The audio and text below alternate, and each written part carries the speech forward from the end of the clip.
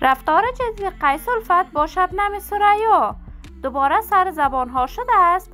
قیس الفت چرا از شبنم ثریا خفه شده بود و قطع کارهای هنری کرده بود و کنسرت مشترک جدید قیس الفت با شبنم ثریا و آشتی دوباره این دو هنرمند. ما در این ویدیو پیرامون همین موضوعات خواهیم پرداخت، پس در ادامه با ما باشید.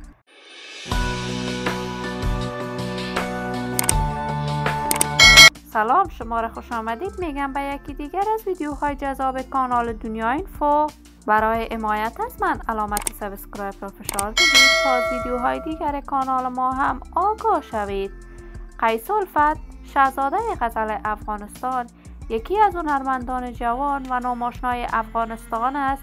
قیس در یک خانواده هنری دیده به جهان گشوده پدر و پدرکلان است، از جمله هنرمندان موفق و ناماشنای کشور بودند.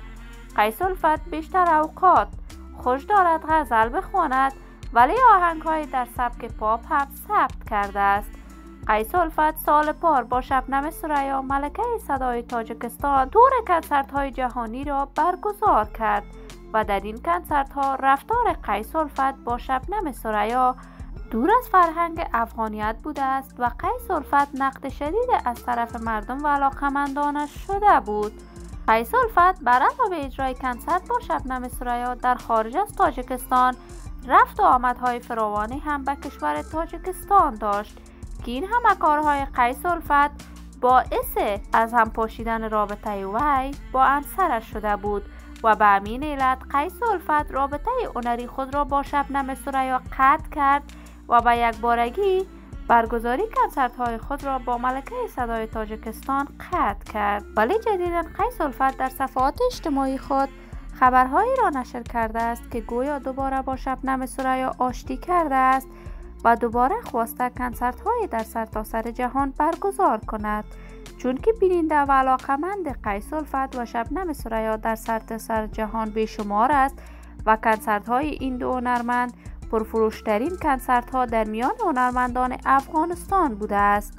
شبنم ثریا بعد از اجرای کنسرت با آریانا سعید، ملکه دلهای افغانستان، و شهرت هنری خود در میان مردم افغانستان بیشتر افزوده است و به همین علت افغان ها علاقه‌مند شبنم ثریا هستند.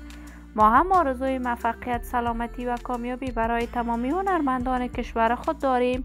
دوستان نهایت عزیز، شما هم نظریاتتان را در بخش کامنت با من شریک بسازید.